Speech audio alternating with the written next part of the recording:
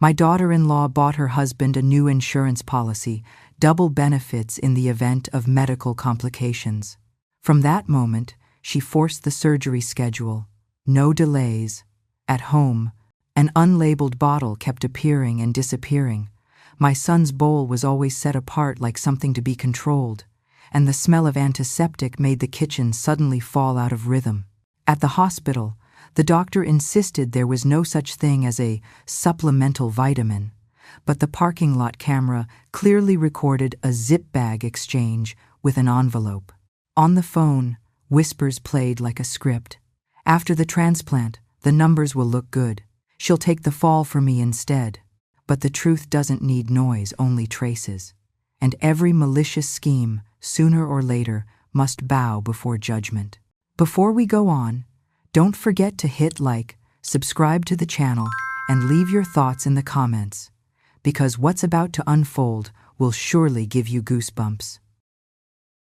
My old house in Cleveland always carried a faint smell of antiseptic.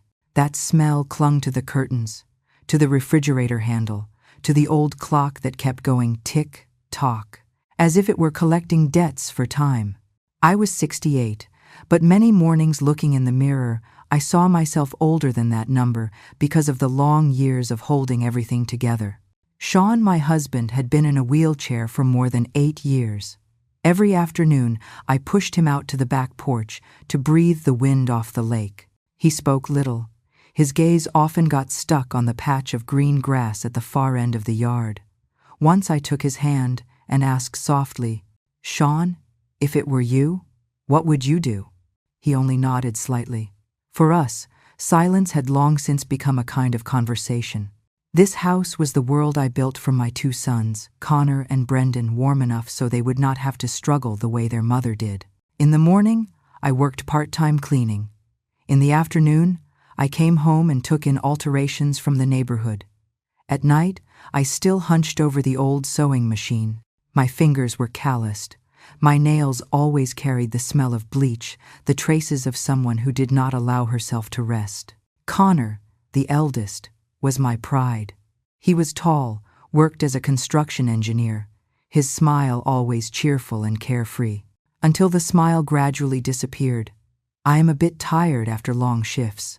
His eyes jaundiced, and one evening he admitted, "Mom, I often feel bloated." I put my arm around his shoulder. "We will go get checked right away, Connor." He forced a smile. Probably just overworked. Then Ava stepped into his life like a cool breeze. She was beautiful, spoke softly, and in the early days was so attentive that I felt grateful. She reminded him to take medicine on time, carefully recorded the doctor's words, arranged meals so Connor would feel more comfortable. Neighbors praised, "Eileen has a wonderful daughter-in-law," and for the first time in months I slept in peace. Brendan, the younger one, was different. Quiet, a carpenter, living a few blocks away. Every time he dropped by, he brought a bag of fruit, a loaf of warm bread, or a hammer to fix the squeaky table. He looked at the spools of thread on the sewing table and said in a steady, low voice, "Mom, do not push yourself too hard. Let me handle anything you need." I waved him off. "I am fine. Worry about your brother more. He needs you." On heavy days, Milo, my grandson, was the small light. The 8-year-old boy wore an old backpack, and every afternoon he sat on the back steps going vroom vroom with his plastic cars. He told stories about his teacher, classmates, baseball cards, and sometimes the questions that were hard for me to answer. "Grandma, I hear Mom making late-night calls. She talks about medicine. I do not understand." I patted his head. "She is probably asking the doctor for your dad." I said that to put him at ease, but inside, a seed of unease began to take root. I still tried to keep the house on its old rhythm, coming home from work, washing my hands thoroughly to get rid of the bleach smell, quickly cooking a pot of hot soup for Sean, arranging a few bills under the fridge magnets. But inside me, the rhythm had already shifted. Connor was losing weight more and more visibly, dark circles under his eyes, heavy breathing. Ava brought home supplement pills, as she called them, sticking a dosing schedule neatly like a statistical chart on the cabinet door. Everything looked very reasonable, so reasonable it made me want to believe even more, because believing was less frightening. I told myself to stay calm. Everything could be explained by records and procedures. On a rainy afternoon, Brendan dropped by and fixed the kitchen cabinet hinge. He spoke softly. "Mom, lately my sister-in-law has been acting very strange." I only nodded, neither rushing to judge nor to defend. I chose to remember. The two of us talked a few more lines, then he said goodbye to his parents and left, not staying for dinner. Late at night, Milo rested his head on my pillow and whispered a question only a child would ask so directly. "What if someone was making the sickness worse on purpose, Grandma?" I held the boy, hearing my heart skip a beat. "Grown-up matters are for Grandma to handle. Your job is to study hard." The night fell long, the clock ticking. I sat in thought at the kitchen table, looking at the neat notes on the fridge and reminding myself, tomorrow, ask the doctor clearly. Drug names, dosage, indications. Then I told myself again, stay calm. Tomorrow go to the hospital and ask the doctor clearly, with signatures and records, not with intuition. Wind from the lake hissed through the bare trees. From the living room, Sean's wheelchair shifted faintly. In the kitchen, the small pot of soup was still warm. Everything was the same, only I was different now. The silence was no longer a refuge. It had become a hollow waiting for a knock on the door. Suddenly, the landline rang late at night, shattering the stillness of the house. I hurried to pick it up.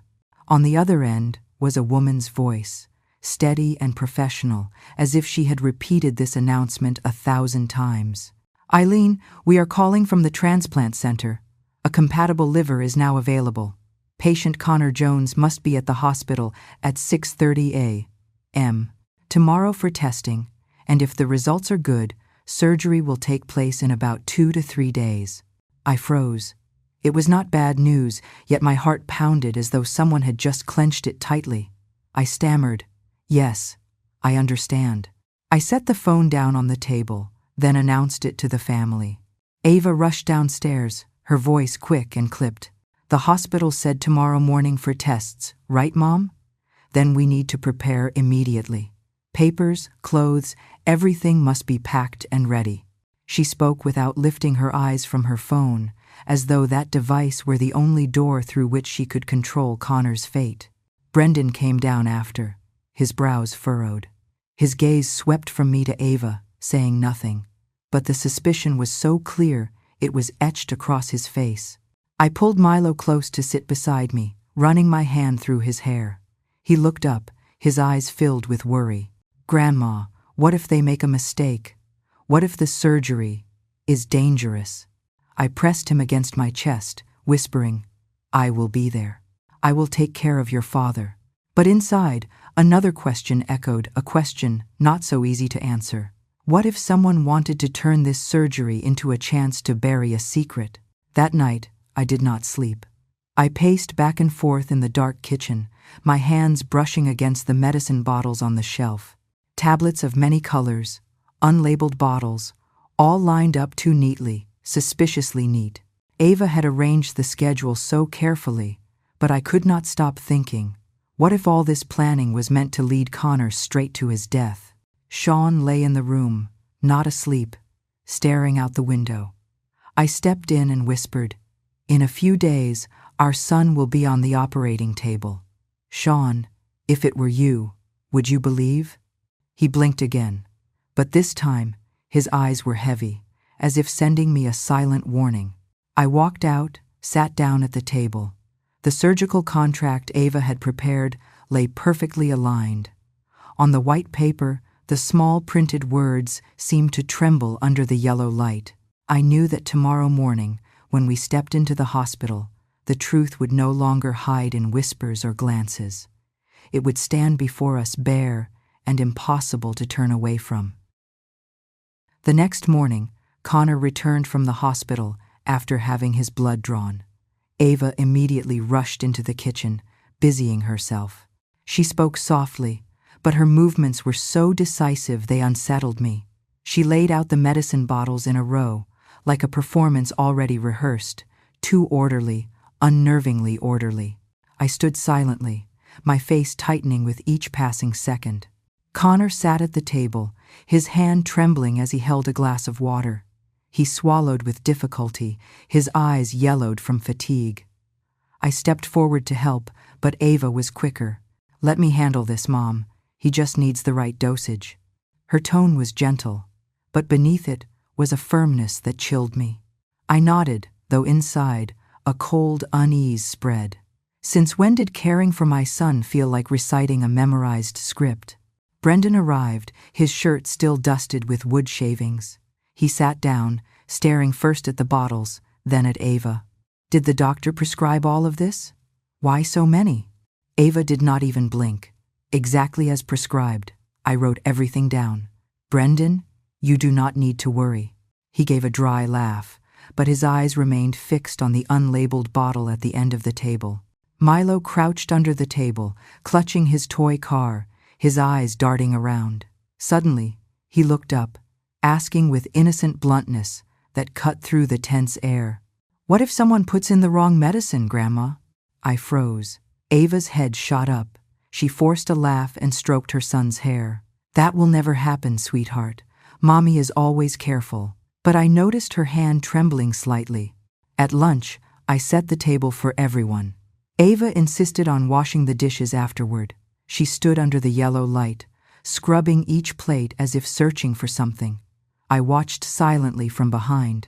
Her movements did not look like ordinary dishwashing, but like inspecting for traces. When she finished, she placed Connor's bowl separately, apart from the others. Such a small detail, but it cut into me like a thin knife.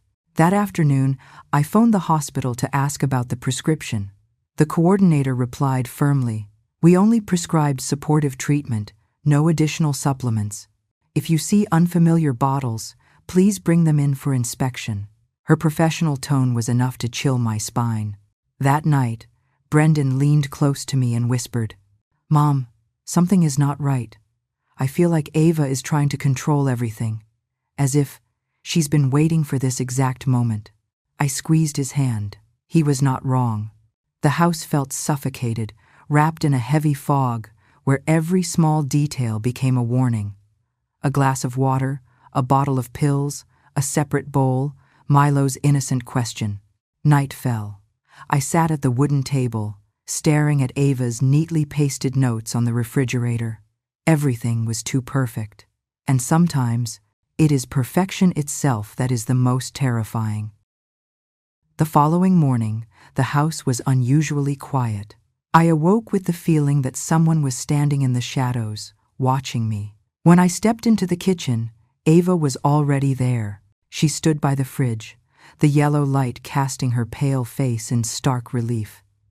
On the table, thick envelopes were stacked neatly, not the usual hospital papers, but strange invoices with hurried signatures. "What is this?" I asked. Ava flinched slightly, then quickly smiled. "Oh, just insurance paperwork, Mom. I've handled everything." The answer came too quickly, too smoothly, as if rehearsed. I said nothing more, only folded the paper quietly. But inside, another piece locked into place, pinning down my growing suspicion. By noon, Brendan arrived. He set a small USB on the table, his voice low. "I found this in her coat pocket. There are some strange recordings. It's her voice, but the content, Mom, you need to hear it." I plugged it into the old laptop. A whisper crackled out, faint but clear. "Prepare for the surgery. Do not let anyone know. The medicine is ready." A shiver ran down my spine. That was not the voice of someone caring for her husband. That was the voice of someone orchestrating.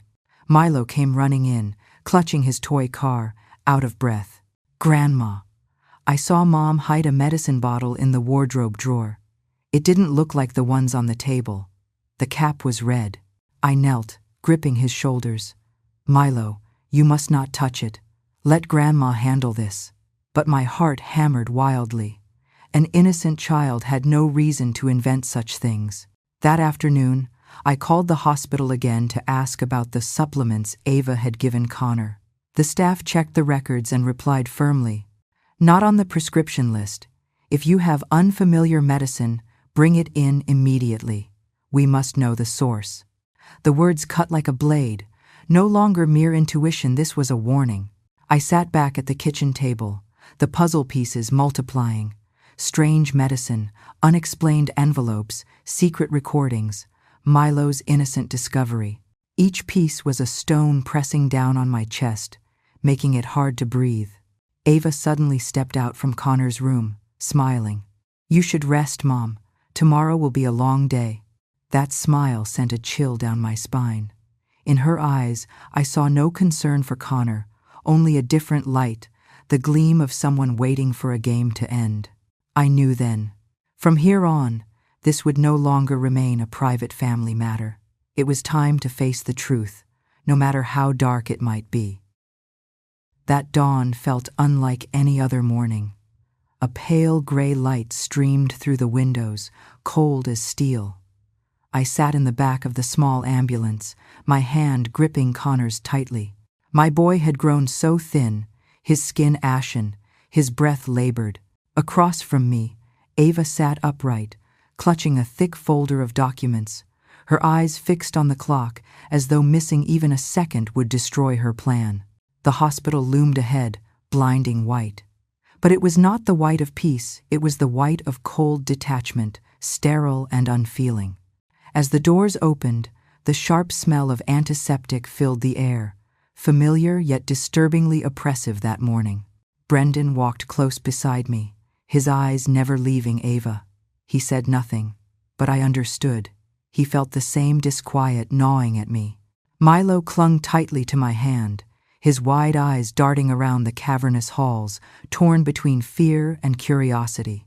The corridor stretched endlessly, footsteps echoing like a hollow drum.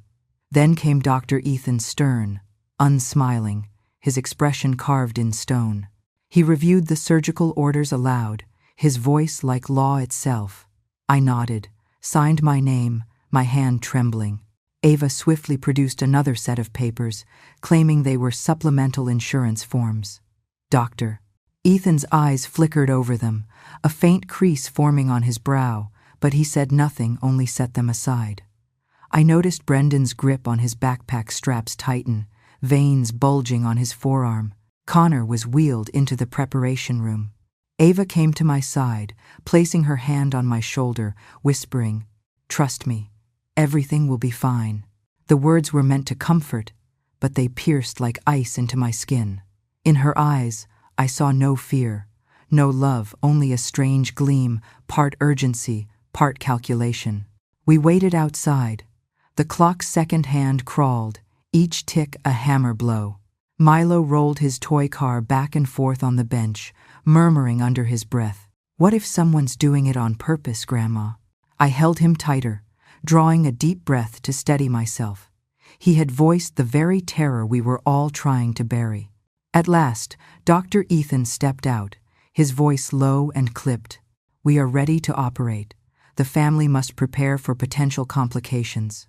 His eyes lingered on me for a heartbeat longer than necessary. And in that gaze, I caught a silent warning. "Pay attention, something is wrong." I turned to Brendan. He gave a slight nod. We both knew. The real battle had not yet begun, but the shadows were already crawling down these sterile white halls. The metal doors closed behind Connor, leaving us outside in the waiting area. I could still feel the trace of antiseptic on his hand, cold as stone. But inside that blindingly lit room, a battle had already begun. Dr. Ethan stood at the monitor, his voice firm. "Check blood pressure, prepare for transfusion." The machines responded instantly. Beep, beep, beep. Connor's heartbeat steady, though faint. Nurses moved swiftly, metal instruments clinking softly, the sound sharp enough to raise goosebumps. I wasn't in that room, but in the hallway I could picture every detail. My fear had sprouted into a second sight, piercing the walls. Brendan sat stiffly beside me, fists clenched, while Ava paced back and forth, her heels clicking on the tile like a countdown. A nurse emerged, calling for the blood lab supervisor. His face bore confusion as he spoke. There are discrepancies in the results. They don't match the previous records. My chest tightened. Ava cut in immediately, her tone clipped, prepared. It's probably from new medication. I've been monitoring. No problem at all. Her quick response didn't reassure, it suffocated the room further. Dr. Ethan's frown deepened. He ordered the team to recheck. Inside, Connor twitched, eyelids fluttering though sedated. The beeping grew frantic, faster and faster, like drums of war. "Sedation inadequate?" whispered one nurse. Another injected more. Brendan ground his teeth, jaw muscles tightening. He knew something was wrong. Milo, sitting in my lap, whispered, eyes wide on the shut doors. "Grandma, I can hear Dad calling." I pulled him close, though I knew it was only the child's imagination. Still, his words cut through me like a blade. Time thickened, stretching unbearably. Each minute outside felt like an hour. The clock ticked, tick, tick, blending with the monitor's distant beeping into a nightmarish duet. Finally, the door opened. Dr. Ethan stepped out, pulling down his mask, face grave. His words came slow, deliberate. There were irregularities during preparation. We are halting the surgery until clarified. Do you have the patient's recent medications with you? Ava jumped in, her voice sharp, almost shouting. Unnecessary. I've managed everything already. If you delay, he could lose his chance. Silence crushed the corridor. Brendan shot to his feet, his glare fixed on Ava, rage barely contained. I understood. This was no longer merely about doctors and patients. The war had erupted inside my family, truth against lies, those trying to save against those trying to conceal. And I knew, whatever had been hidden would soon break wide open. The hospital corridor glowed under cold fluorescent light. I sat frozen, listening to the wheels of hospital beds rattling by, each echo reminding me that time was slipping away. Ava stood a few paces off, her phone pressed tightly to her ear, her voice hushed but urgent. Though she turned her back, fragments of her words still reached me. On schedule, the surgery must proceed, no delays. I held my breath. That was not the voice of a wife fearing for her husband's life. It was the voice of someone pushing forward a plan. When she turned back, a smile spread across her face, smooth, practiced, chilling in its perfection. Then Brendan stormed up, his face flushed with anger. He slammed an envelope onto the table, something he had just found in Ava's coat. Inside were bank transfer slips, the sums so large they stole my breath. There was no ordinary explanation for this money. "How do you explain this?" Brendan demanded, his voice low but heavy as stone. Ava raised her eyebrows, lips twisting into a stiff smile. "It's an insurance advance. What do you know about these matters?" Her answer came too fast, too polished, like lines memorized for a performance. From the side, Milo spoke up suddenly, innocent yet bone-chilling. "Grandma, I saw Mom throw away a red-capped bottle this morning. Why would she throw it out if it was still full?" Ava froze, her eyes flashing with panic for just an instant before she forced a laugh. "You must have imagined it. That was an old bottle." But her fingers trembled ever so slightly. Just then, Dr. Ethan returned, his expression darker than before. "We found irregularities in the patient's blood work. Someone may have interfered before he was admitted. I need every medicine he's been given." Ava snapped, her voice sharp and commanding. "No, that's a waste of time. Connor is critical. The surgery is the only thing that can save him." The corridor fell into suffocating silence. Brendan stood, blocking her path, his voice fierce. "If you truly cared, you would have given the medicine to the doctor from the start. Why hide it? Why throw it away?"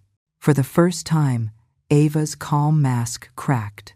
The sweet smile vanished. In her eyes, I saw a different light, cold, defiant, nearly shameless. The puzzle pieces I had quietly collected for weeks, unlabeled bottles, secret recordings, envelopes, Milo's innocent words all began locking into place. The picture wasn't complete, but it was clear enough. This woman was not the devoted daughter-in-law everyone thought she was. I knew then I could no longer pretend to believe. The mask was slipping, and the truth was seeping through the cracks. Ava tried to hold on to control, but we all saw it now. She no longer needed our accusations. Her own faltering expressions betrayed her. The curtain was beginning to fall. The tension thickened until I could hear my own heartbeat pounding in my chest. Ava still held her composure, but Brendan refused to back down. Standing in her way, he pressed each word like a weight. "After everything, what are you planning for my brother? Say it now, because if I lose control, words won't be enough." Ava narrowed her eyes, her lips quivering before releasing a bitter, mocking laugh. "You think I'm Connor's enemy? I've been with him every day, measuring every pill, every meal. And where were you? Out working, collecting pennies, only to come home and judge me." My hands clenched. I rose, stepping closer, my voice trembling but clear. "Ava, a wife can care for her husband, but a mother knows when strange hands tamper with her child's life. I've seen it. I am not blind." Then Milo's innocent voice broke through the corridor, piercing the silence. I heard Mom on the phone saying, "Give him more. I don't understand, but Dad just keeps getting weaker." The entire hallway froze. Ava's face drained of color, panic flashing in her eyes. She lunged toward Milo, trying to pull him from the chair, but Brendan caught his nephew, holding him back firmly. Dr. Ethan, who had been quietly observing until now, finally spoke, his voice cutting like steel. "We have evidence the patient's blood work was tampered with.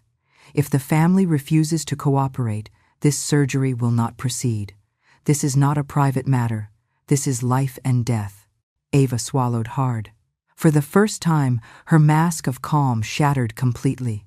She collapsed into a chair, her hands gripping tightly, words spilling out like a half-confession. "I just wanted to be sure. Sure he needed the surgery. Otherwise all these months, all of this, would mean nothing." Ah. Her words sliced the air like a blade. Not an explanation, an admission. She had done something, deliberately pushing Connor to the brink. Brendan roared, ready to lash out, but I stopped him. This was not the time for rage. It was the moment to let the truth speak for itself. All eyes turned to Ava. She had nowhere left to hide. The confrontation had ripped away the last veil. Suddenly, the operating room doors burst open. A nurse rushed out, her voice urgent and trembling. "The patient is destabilizing. We must act immediately, or his life will be at risk." The words struck me like lightning. Brendan clenched his fists, veins bulging under his skin. Milo clung to my leg, his small body trembling as he whispered, "Grandma, please don't let Dad die." Ava sprang up, her voice rising to a near scream. "Don't listen to them. As long as the surgery happens, Connor will survive. Don't waste this precious time." But Dr. Ethan fixed his gaze on her, his tone firm, unyielding. "No surgery will proceed when the blood tests show evidence of tampering. Unless you provide all medications immediately, I will call the police. This is no longer a family matter, it is a criminal investigation." The hallway froze into dead silence. I watched Ava's eyes flicker panic, fury, then despair. Her hands shook uncontrollably. Then, with a sudden motion, she pulled a red-capped bottle from her handbag. The very bottle Milo had described, the one that had haunted me. Brendan lunged forward, snatching it from her grip. He shoved it into Dr. Ethan's hands. "Here, test it. Find out exactly what she's been giving him." Ava gasped, her voice breaking into a choked, bitter confession. "I didn't do anything wrong. I only wanted to make sure Connor needed me. If he recovered without me, then what would I be in his life?" Her warped words tore through the air like glass shattering. My knees nearly buckled, not from surprise, but from the weight of finally hearing aloud what I had already known deep down. Love had twisted into obsession. Care had curdled into control.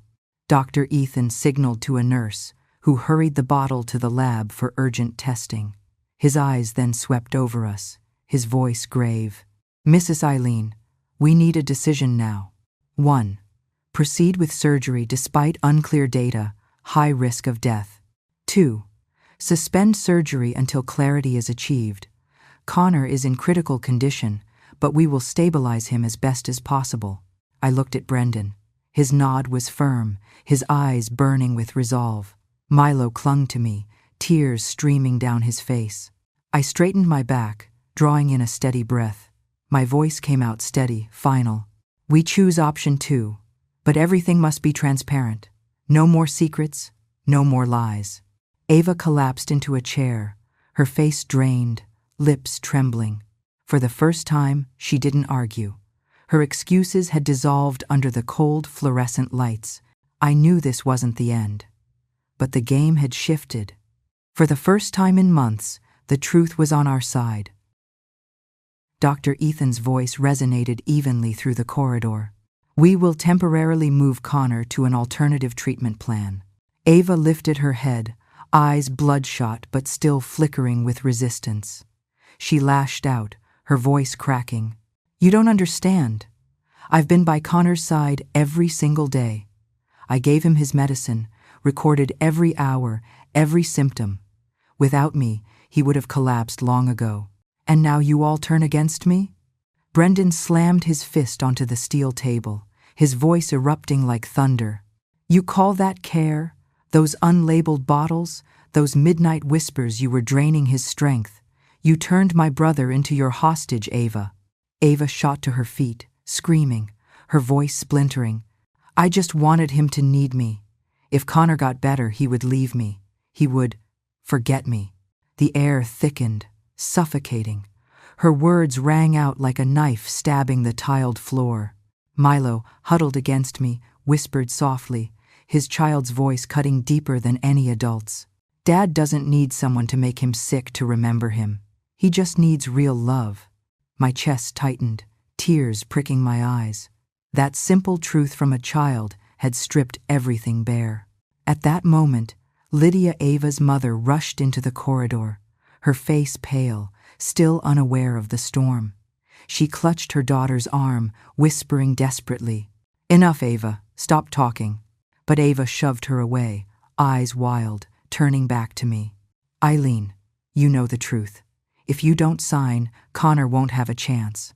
You'll let your son die? Can you live with that?" The hallway seemed to tilt, everyone's eyes locking on me.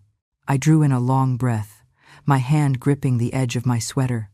For weeks, I had been cornered by sweet words, by invisible deadlines, by fear of losing my son. But now, beneath these harsh hospital lights, I saw clearly. Love cannot be built on deceit. I stepped toward Ava, my voice raw but resolute. "Connor is my flesh and blood." I crawled across frozen floors, bent over sewing machines until my back broke just to raise him. I will not let my son become a hostage to anyone's obsession. If he is to be saved, it will be by medicine and truth, not by schemes in the shadows. Ava's lips parted, but no words came. Dr. Ethan nodded slightly, signaling 2 security guards to position themselves by the doors. His voice was sharp, decisive. "From this moment, this matter will be handed over to the authorities. I've already notified them, and they are on their way. Meanwhile, Connor will be treated under a safe protocol. Mrs. Eileen, you made the right choice." Brendan laid a trembling hand on my shoulder. Milo burrowed into my lap, whispering, "Grandma, we told the truth." I looked up at the wall clock. The second hand ticked forward once more. But this time, the sound was no longer a blade against my heart. It was the rhythm of steps leading us out of lies and toward the reckoning that awaited. The hospital still pulsed with its usual rhythm. Nurses' shoes clicking on the polished floor, monitors beeping steadily from distant rooms. But the corridor where we stood had turned into a stage, heavy, tense, and inescapable. The glass doors swung open. 2 police officers strode in, their dark uniforms stark against the sterile white light. They spoke briefly with Dr. Ethan, then moved directly toward Ava. "Mrs. Ava Jones," one officer announced, his voice hard as steel. "You are under temporary custody for investigation of unlawful medical interference, endangering a patient's life. You have the right to remain silent, but anything you say can be used in court." Ava froze, her eyes wide, her lips trembling. Lydia, her mother, lunged forward, clutching her daughter's arm, screaming, "No, you're wrong. My daughter was only trying to help her husband. She is not a criminal." But the officers held Ava firmly. The cold snap of handcuffs echoed down the corridor, sealing her fate with metallic finality. Ava thrashed, her voice cracking, shrill. "Connor needs me. Without me, he'll leave me. You don't understand." The hallway fell silent, the only sound her desperate wails echoing off the walls. Brendan stood rooted, his eyes bloodshot. He didn't shout, didn't curse. He only shook his head slowly, whispering as if to himself, "She chose this path, destroyed everything with her own hands." Milo buried his face in my skirt, whispering in a trembling voice, "Grandma, will Mommy go to jail?" I wrapped my arms around him, my chest tight with grief, unable to find an answer. I could only hold him closer, letting him feel that at least one embrace remained safe. Dr. Ethan signaled the legal staff to seal the medicine bottles and files as evidence. He turned to me, his voice low but firm. "You did the right thing. The truth is out. Now our task is to keep Connor alive." The officers escorted Ava away, her heels scraping frantically against the tile, each step the sound of a family shattering. Lydia collapsed onto a chair, sobbing into her hands, while we stood there drained, hollowed by weeks of fear now exploding into chaos. I took a deep breath, my gaze drawn to the operating room door, where Connor still fought for his life. Amid the chaos, I could hear the ticking clock on the wall.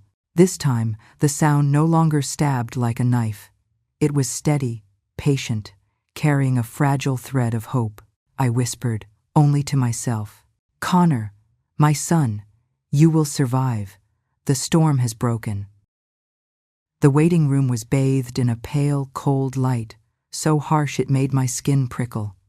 Time stretched taut, like a rope ready to snap. I sat motionless, clutching Connor's old wool scarf that Milo had tucked into my hands, as if it were the last charm of protection. Brendan leaned against the wall, his eyes locked on the operating room door. Milo had drifted into a restless sleep beside me, his head heavy on my arm, still murmuring in his dreams, "Dad, don't go." At last, the doors opened. Dr. Ethan stepped out, mask lowered, his face weary but resolute. My heart thundered, threatening to burst. He paused, then spoke slowly, clearly. "The transplant has been canceled, but we have intervened with an alternate treatment. Connor will live. He faces a long recovery, but the immediate danger has passed." My legs gave way. Weeks of fear, tension, and suffocating dread collapsed into a flood of tears. I didn't wipe them away. I let them fall, letting the entire corridor witness the breaking and release of a mother who had walked through hell. Brendan came to me, wrapping his arms around me tightly. His voice was hoarse, trembling. "We kept him safe, Mom. No one can touch him now."